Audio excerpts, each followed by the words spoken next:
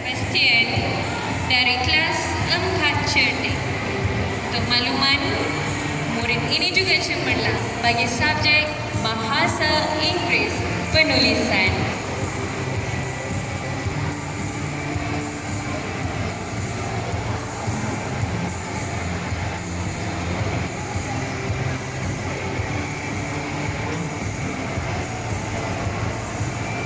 Seterusnya, murid terbaik tahun 5 disandang oleh adik Muhammad Adib Syawal bin Arman Ahmadi dari kelas 5 Bijaksana. Murid ini juga cemerlang